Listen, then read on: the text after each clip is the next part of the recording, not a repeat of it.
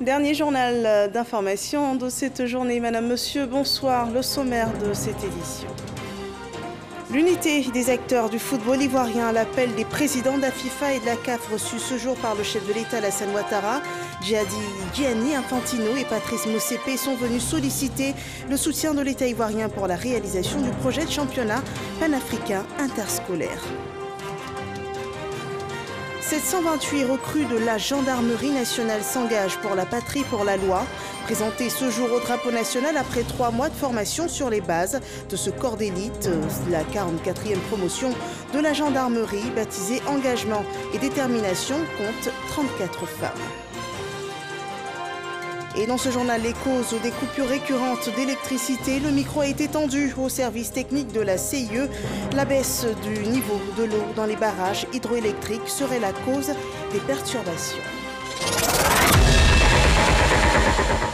Les présidents de la FIFA et de la Confédération africaine de football étaient en visite de travail à Abidjan, un projet de championnat panafricain interscolaire en poche.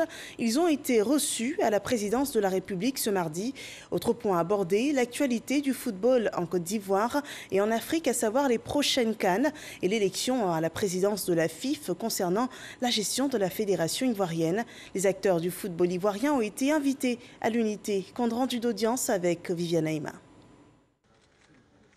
Cette visite officielle en Côte d'Ivoire du premier responsable de la FIFA, la plus haute instance du football mondial, Gianni Infantino, accompagné par le président de la CAF, la Confédération africaine de football, Patrice Motsepe, peut être considérée comme une marque de considération pour la Côte d'Ivoire et le football ivoirien.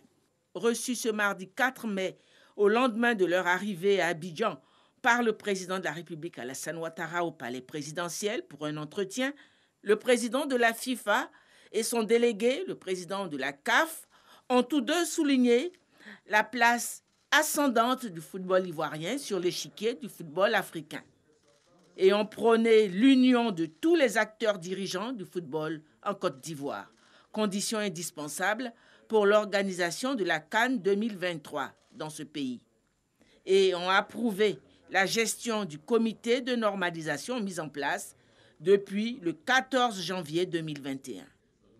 La Côte d'Ivoire, Président, c'est la capitale du monde du football, parce qu'il y a la FIFA et la CAF qui sont à Abidjan. Mais puisque le football, c'est la chose la plus importante du monde, on peut dire que la Côte d'Ivoire, c'est la capitale du monde. Les yeux du monde nous regardent. Et c'est normal parce que la Côte d'Ivoire a un talent et une passion pour le football qui est hors norme. C'est un pays qui est béni des dieux pour ce talent. Et tous ensemble, et on est venu rassurer le président, le ministre, tous ensemble, on fait partie de la même équipe, l'équipe du football. On est là pour soutenir la Côte d'Ivoire. On est tous supporters de la Côte d'Ivoire. Tous ceux qui aiment le football aiment la Côte d'Ivoire, aiment les légendes, les talents, les joueurs ivoiriens. Pas seulement en Côte d'Ivoire, pas seulement en Afrique, mais dans le monde entier, je vous assure. Donc on est là pour signifier au président, pour signifier au peuple ivoirien qu'on va construire ensemble, en unité. C'est un message d'unité qu'on vient porter, un message d'espoir, parce que le football, c'est beaucoup plus qu'un sport. Le football donne de l'espoir, donne de la dignité, donne du futur à beaucoup de garçons et de filles. Et on est là pour construire tous ensemble. On ne prend pas parti pour l'un ou pour l'autre ou pour le troisième. On prend parti pour le football. Et je suis ravi que tous ensemble, on voit le football ivoirien de la même façon. On travaillera ensemble avec le comité de normalisation, avec la présidente du comité de normalisation qui fait un travail exceptionnel, avec Jacques Anouma, avec le président, avec son ministre, avec Patrice Motsepe, tous ensemble dans la même équipe, parce qu'on veut que la Côte d'Ivoire puisse briller, pas en Afrique, dans le monde. Il y aura une Coupe d'Afrique au Cameroun, il y a la prochaine qui va être ici, et dans cette Coupe d'Afrique, la Côte d'Ivoire va briller en tant que pays, pas seulement sur le terrain de football, mais en tant que pays hôte, et on va s'assurer que ça soit propulsé dans le monde entier. Et c'est pour ça que je suis fier et heureux d'avoir pu passer ces moments ici en votre compagnie. But the three things I want to add Une chose que j'aimerais ajouter the discussions we had this morning de la discussion que nous avons eue aujourd'hui, is to overemphasize c'est de mettre l'accent the importance of sur football in l'importance this du country football dans ce pays for all of us on the African continent. et son importance pour tout le continent africain. La Côte d'Ivoire est Can un de win ces the pays World qui Cup peut gagner la Coupe And du monde make the people of Côte d'Ivoire et, proud. et also et make faire Africa des Ivoiriens des hommes fiers, And that is why mais rendre aussi l'Afrique fière. we need the groups in Côte d'Ivoire Mais pour cela, nous avons in besoin football que to tous les come groupes together, to unite. s'unissent pour No construire le foot single ivoirien. group, no single group Aucun groupe can make ne peut football in this country reach faire du the football de ce potential that we pays know it has. avec le potentiel qu'il And a. also there were some perceptions in the media Il y avait des that perceptions dans there les may médias be one group or another qu'il group y a peut-être un groupe that ou un autre groupe enjoys the support of football outside this country. Now, that is incorrect. We have the stake for us is too high. We need this country Nous avons to besoin give que us ce the pays pride and nous the donne dignity la that we fierté know et it la has in the dignité past and it will qu'elle in avait future. dans le passé, mais qu'elle a encore And dans we le need this futur. unity, and that's why when the Nous avons president was besoin de saying cette that unité. all of us, our Tous. president, President Ouattara, all of Avec le us président Ouattara, want the groups to work together nous voulons for que the tous les benefit of groupes football. travaillent There's the ensemble AFCON Cup pour le meilleur du next football. year in Au cours de son séjour, la délégation du football mondial procédera au lancement ici à Abidjan du tournoi scolaire panafricain. Autre audience au palais présidentiel, cette fois accordée au président de la commission de l'UEMOA, Abdallah Bourema. 7 jours avant le passage de témoin à son successeur, il a présenté à Alassane Ouattara le bilan de la commission sur la période 2017-2021, ainsi que la situation de l'Union face aux défis majeurs sur les plans sécuritaires, sanitaires et socio-économiques. Le point de Viviane Naïma. Comme il l'a expliqué à la presse, cette visite à Abidjan du président de la commission de l'UEMOA, Abdallah Bourema, s'inscrit dans le cadre d'une tournée d'au revoir qu'il effectue dans les 8 pays de l'Union avant la fin de son mandat. Reçu ce mardi 4 mai au palais présidentiel par le chef de l'État ivoirien, Abdallah Bourema a exprimé sa reconnaissance au président Alassane Ouattara pour la riche expérience acquise à ses côtés durant ces 2 mandats consécutifs de président en exercice de l'UEMOA. J'ai évoqué avec le président de la République les sujets qui touchent à la situation de notre Union, qui, comme vous le savez, est traversée aujourd'hui par une triple crise sécuritaire, sanitaire et socio-économique. Le président Ouattara, au cours de son mandat à la tête de la conférence des chefs d'État et de gouvernement, a centré, il a vraiment centré toutes les préoccupations de notre Union autour des questions et thèmes qui peuvent générer des réponses communautaires solides aux défis que je viens de noter. Les résultats du comité de haut niveau sur le financement des économies, l'agenda de la réforme du franc CFA qu'il a piloté avec succès, du franc CFA pour permettre à nos États de rentrer dans la monnaie unique en très bonnes conditions. Le financement de la sécurité, de la lutte contre le terrorisme, que ce soit au niveau du G5 Sahel ou bien au niveau du plan de financement contre le terrorisme qui a été décidé par la conférence des chefs d'État et de gouvernement de la CEDEAO. Bref, sur toutes ces questions qui touchent à l'intégration et aux défis majeurs, les mesures qui ont été prises pour lutter contre la pandémie et les mesures de sortie de crise économique. Sur toutes ces questions, le président Ouattara a marqué son passage à la tête de la conférence des chefs d'État et de gouvernement de l'Union. Et enfin, vous me permettrez de dire à titre personnel, j'ai appris à travailler auprès de lui avec un esprit de pouvoir tenir compte de beaucoup de contraintes multiples, travailler dans un environnement de contraintes multiples en visant toujours des résultats importants à atteindre.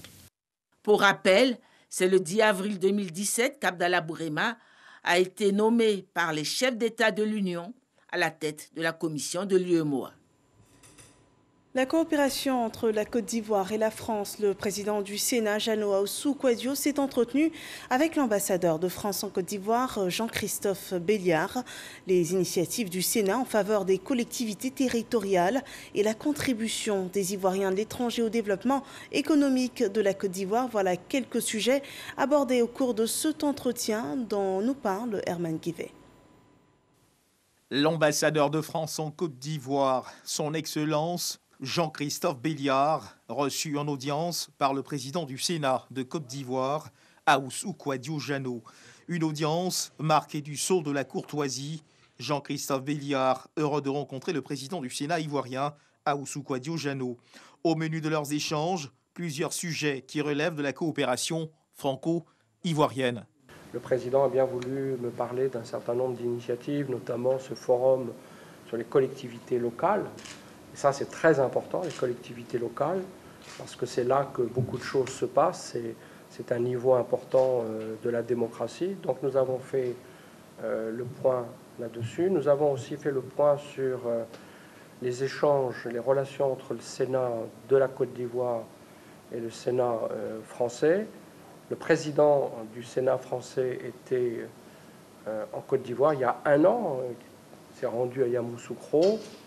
Donc les deux structures se parlent, s'écoutent. Il m'a dit qu'il y avait 100 000 Ivoiriens qui vivaient en France. Comment cette diaspora peut contribuer au développement économique et social de la Côte d'Ivoire? En tout cas, c'est une très belle idée et nous allons bien entendu nous y associer. Rappelant plusieurs faits marquants de cette coopération, Ahoussou-Kouadio Jeannot, le président du Sénat ivoirien, s'est félicité de l'excellence des relations de coopération qui existent entre la Côte d'Ivoire et la France. Relations renforcées grâce au leadership du président de la République, Alassane Ouattara. Cette fraternité entre la France et la Côte d'Ivoire, elle tisse ses sources dans l'histoire, mais se projette aussi dans l'avenir. Et l'avenir, c'est ce que nous vivons aujourd'hui avec le président Alassane Ouattara dans cette dynamique de la coopération, de la bonne et saine coopération avec la France. Nous allons cette année organiser un forum avec les Ivoiriens qui vivent hors du territoire de Côte d'Ivoire. Le président du Sénat ivoirien a par la suite remis à l'ambassadeur de France en Côte d'Ivoire, son Excellence Jean-Christophe Béliard, les recommandations du forum du Sénat avec les collectivités territoriales tenues les 17 et 18 février 2020 à Yamoussoukro, ainsi que l'agenda 2030 du Sénat sur les collectivités territoriales. Les deux personnalités ont promis se retrouver très bientôt, toujours dans le cadre du réchauffement des relations entre la France et la Côte d'Ivoire. Dans ce journal, on parle aussi de la collaboration entre les institutions de l'État. Dans ce cadre, se sont rencontrés ce jour les présidents du CESEC et de l'Assemblée nationale, suivant ce rapport de Moussa Konaté. Le président du Conseil économique, social, environnemental, culturel reçu par Amadou Soumaourou, le président de l'Assemblée nationale. La rencontre s'inscrit dans le cadre du rapprochement des institutions de la République pour une vision commune, celle d'œuvrer pour le bien-être des populations. Notre Conseil économique, social, environnemental, culturel, dans le cadre de la solidarité agissante entre les institutions, voudrait pouvoir réactiver les liens de collaboration qui existent entre nos deux institutions pour des échanges de bonnes pratiques. Tout cela pour aller vers une bonne gouvernance. Avant cette visite à l'Assemblée nationale, le président du CESEC s'est rendu au Conseil d'État. Il a eu un entretien avec le président de l'institution judiciaire. Deux institutions de la République qui ont la même dénomination Conseil, quand ils se rencontrent, ils ne parlent que de la promotion de la bonne gouvernance et de la constitution d'état de droit. C'est de ça que nous avons parlé. Nous avons dit comment ensemble nous allons collaborer. Nommé le 6 mars 2021, le président du CESEC, Eugène Aka Aweli, a été investi le 15 avril dernier. Voilà, l'Assemblée nationale et le CESEC engagés pour le développement de la Côte d'Ivoire et cet autre engagement pour la patrie, pour la loi. Nous sommes dans les rangs de l'armée. 728 recrues de la gendarmerie nationale ont été présentées au drapeau ivoirien, un drapeau que ces recrues sont prêtes à défendre au péril de leur vie. Abou Sanogo.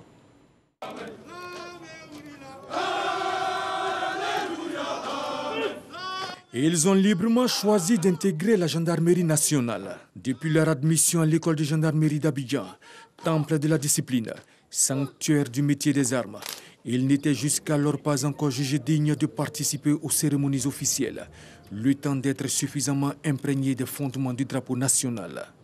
728 sous-officiers de première année, dont 34 jeunes filles, viennent d'achever une impérieuse et capitale étape de la carrière de tout militaire. La FCB, la formation commune de base, période de 3 mois, au cours de laquelle ils apprennent le maniement des armes et reçoivent les connaissances techniques et tactiques de base. Ainsi, après 3 mois de formation, ils viennent d'acquérir les notions fondamentales du métier des armes.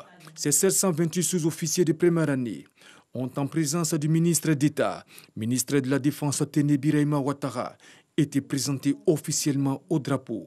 Une présentation à la nation qui marque leur intégration dans la grande famille des militaires. Vous faites désormais partie de ceux qui ont la lourde tâche d'honorer et de défendre le drapeau national en tout temps, en tout lieu, contre toute forme d'agression et ce, jusqu'au sacrifice suprême. Il a exprimé par la même occasion sa gratitude au chef de l'État Alassane Ouattara pour toutes ses actions en faveur de la gendarmerie nationale. Je tiens à réaffirmer aux populations ivoiriennes et à toutes celles vivant sur notre territoire l'engagement sans faille de la gendarmerie à veiller sur leur sécurité, celle de leurs biens, ainsi qu'à protéger la République. Je ne saurais terminer mon propos sans rendre un vibrant hommage à son Excellence, Monsieur le Président de la République, chef suprême des armées, pour les efforts énormes au profit de l'outil sécuritaire, dont en particulier celui de la défense. Ces jeunes recrues de la promotion 2020-2022 de l'école de gendarmerie d'Abidjan ont exécuté à l'issue leur premier défilé. Et il faut également noter que 34 femmes font partie de cette promotion. Le ministre de la Communication et des Médias et de la Francophonie était ce jour au siège de la Commission nationale de la francophonie. Amadou Koulibaly a garanti l'appui de ses services à cette structure pour plus de visibilité. L'objectif c'est d'assurer le rayonnement de la Côte d'Ivoire et son leadership dans l'espace de la francophonie. Patricia Omo. Après avoir été accueilli chaleureusement par la secrétaire générale de la Commission nationale de la francophonie et l'ensemble du personnel, le ministre de la Communication, des Médias et de la francophonie a présidé une rencontre avec les responsables de la structure.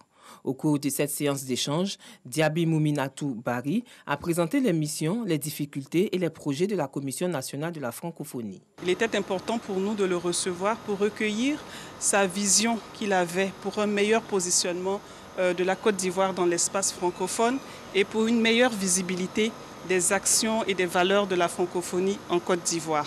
Et dans ses propos, il n'a pas manqué de nous faire connaître sa priorité qui est la promotion de la langue française. En retour, le ministre a rassuré la secrétaire générale de la Commission nationale de la francophonie de son soutien et a encouragé le personnel qui réalise un travail remarquable, a-t-il indiqué. Nous avons pu déjà dans les propos introductifs que nous avons eus lors de cette séance avec tout le personnel, fixer le cap. Pour nous, il s'agira de donner plus de visibilité à la Commission nationale de la francophonie pour lui permettre donc d'atteindre tous ses objectifs et surtout permettre à nos concitoyens de savoir ce que c'est que cette commission, ce qu'elle peut leur apporter en termes de valeurs. La Commission nationale de la francophonie est la structure opérationnelle de la francophonie en Côte d'Ivoire. Elle a été créée le 11 avril 2012 en remplacement de l'Agence ivoirienne de coopération francophone. Ce soutien du gouvernement ivoirien manifesté aux victimes et familles de victimes de l'accident survenu dimanche dernier dans le handball. Le dernier bilan fait état de 23 morts et la compassion du gouvernement a été apportée par la ministre de la Solidarité et de la lutte contre la pauvreté. Suivant ce récit de Kader Sogodogo. Frônant, nous sommes dans la région du handball. 2 familles réunies, 2 veuves, une douzaine d'enfants au regard hagard. Leurs époux, leurs pères ont perdu la vie dans l'accident de la circulation survenu le dimanche 2 mai dernier. 48 heures seulement après le drame, Miss Belmondo Dogo, ministre de la Solidarité et de la lutte contre la pauvreté, est dépêchée par le gouvernement pour apporter réconfort et solidarité aux blessés et aux familles des personnes décédées. Chaque blessé reçoit 200 000 francs CFA et les familles endeuillées reçoivent 500 000 francs CFA. Le dernier bilan fait état de 23 morts et 5 personnes encore hospitalisées. À l'hôpital général de Katiola, 2 blessés sont encore internés. Chacun d'eux reçoit 200 000 francs CFA pour les frais médicaux. Je remercie le gouvernement pour tout ce qu'il a fait pour moi. Que Dieu lui donne la grâce. À la préfecture de région, une grande rencontre se tient avec l'ensemble des victimes. Ici aussi, l'objectif reste le même, la manifestation d'une Côte d'Ivoire solidaire. Le président de la République est à vos côtés. Le président de la République pleure avec vous. Le président de la République se tient au chevet de chaque famille endeuillée.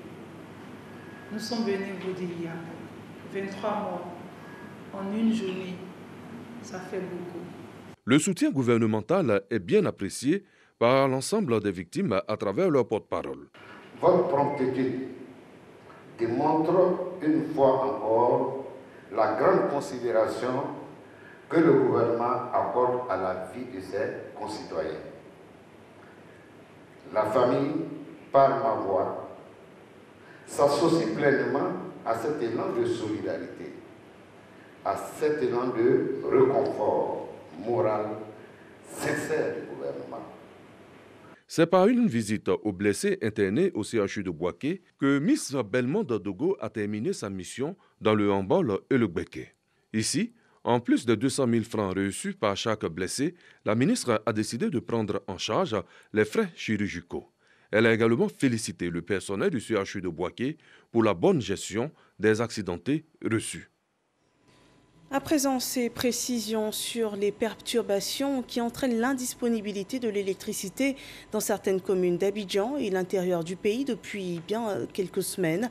La baisse du niveau de l'eau dans les barrages hydroélectriques du pays est mise en cause, suivant ces explications des équipes techniques de la compagnie ivoirienne d'électricité dans ce reportage de Jean-Luc Bangbo. Barrage d'Ayamé 1. Premier barrage hydroélectrique en Côte d'Ivoire, mis en service depuis 1959. Capacité de production, 22 MW.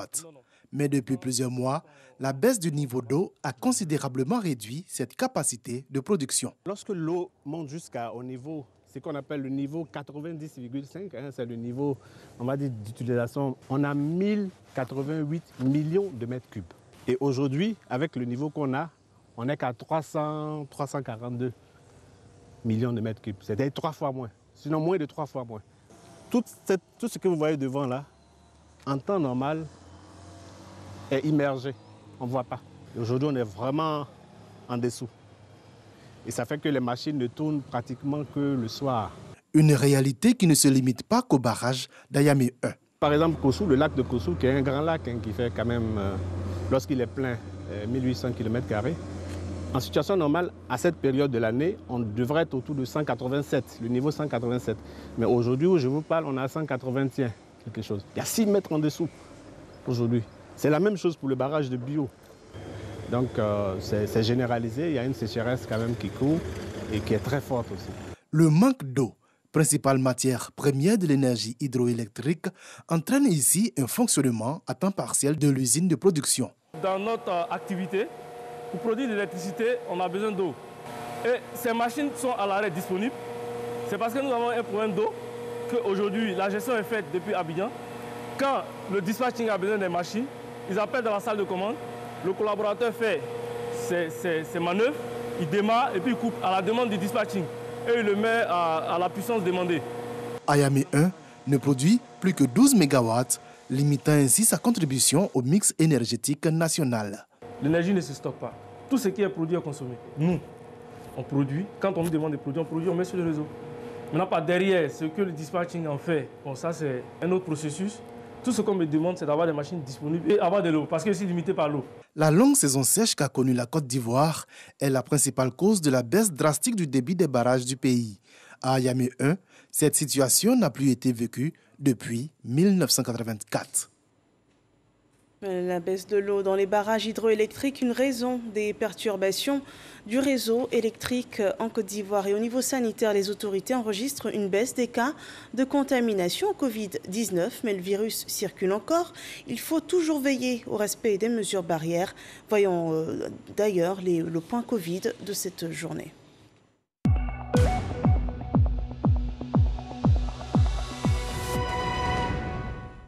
Ce 4 mai 2021, 19 nouveaux cas de Covid-19 sont enregistrés, 32 nouvelles guérisons et 4 décès sont également annoncés. Des chiffres qui renvoient le bilan des cas en Côte d'Ivoire à 46 173, dont 45 694 personnes enregistrées sont guéries, 291 personnes décédées.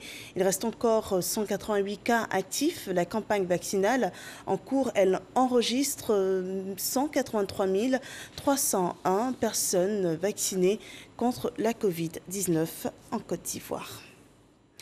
À présent, le dossier de ce journal. Le service économie nous mène dans les plantations de cacao. Les producteurs sont en pleine campagne intermédiaire de commercialisation et les producteurs, pour accroître leurs revenus, se produisent des dérivés du cacao. Vous allez le voir dans ce reportage, des cabosses de cacao transformées en biocharbon et la production artisanale de cacao par les coopératives. Le cacao dans tous ses états grâce à l'ingénieuse idée de producteurs que Noël Gnagno a rencontré. On regarde.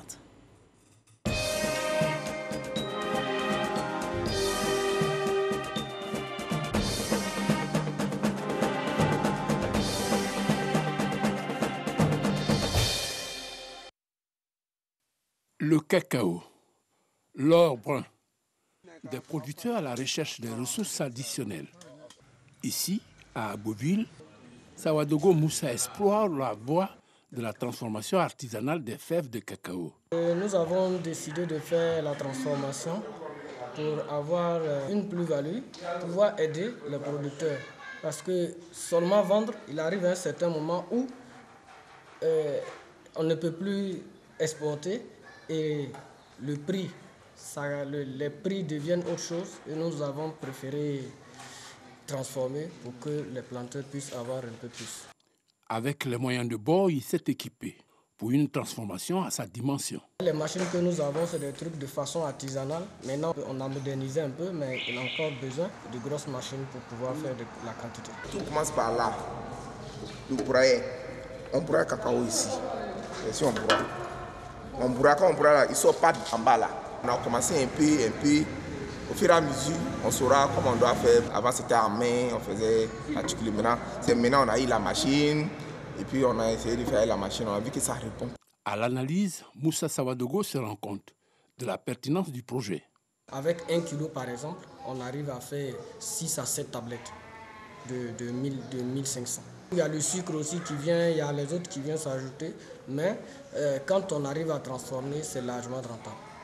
Mieux, il pense à la sensibilisation pour le segment de la consommation. Aujourd'hui, les PCA de coopératives se sont mis ensemble et nous avons mis dans notre programme la sensibilisation qui va se faire au niveau national et sous-régional pour que les gens puissent savoir que le chocolat, il est bon pour les enfants, pour l'intelligence des enfants, pour la santé des enfants. Nous sommes en train vraiment de sensibiliser dans les villages pour que les gens puissent connaître que ce qu'eux-mêmes ils font, ils doivent le consommer.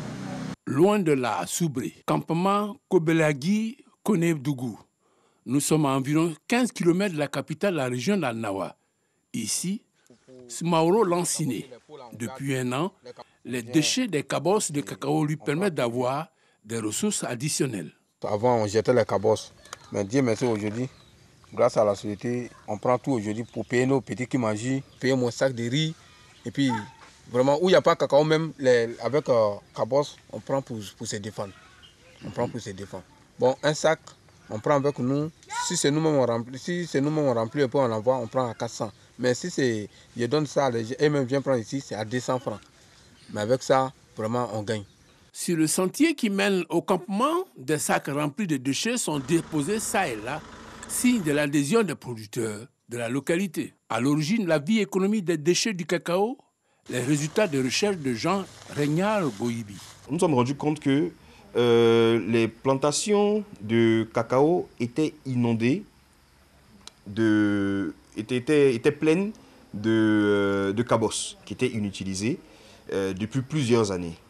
Donc nous avons entrepris des recherches avec des agronomes, avec des microbiologistes, et nous avons sorti plusieurs produits qui découlent des cabosses de cacao.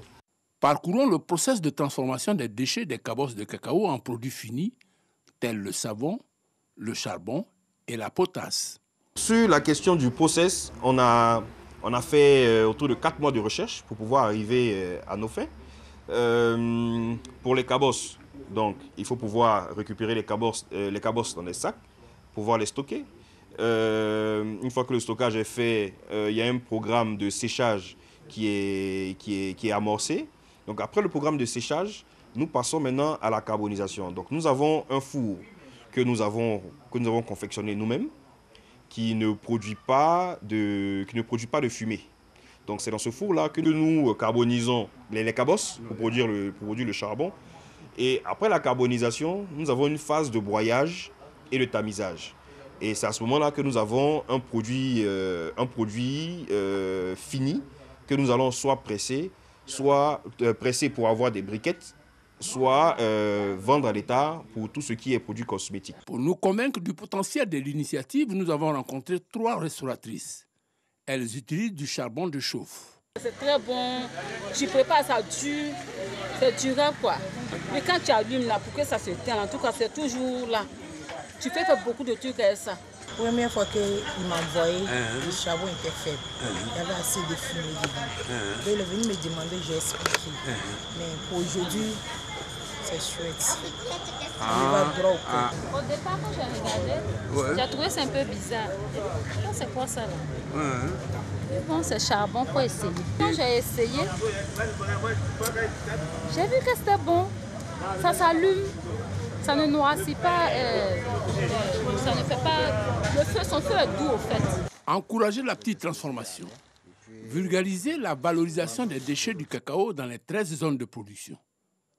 Cette deuxième initiative va contribuer à l'assainissement des plantations des milliers de producteurs tout en leur procurant des revenus additionnels. Voilà 2 initiatives à promouvoir pour le bonheur des producteurs. Et pour reprendre les mots de Noël Gnagno, du charbon de cacao, une belle initiative à promouvoir. C'est sur cette perspective que nous achevons cette édition d'information.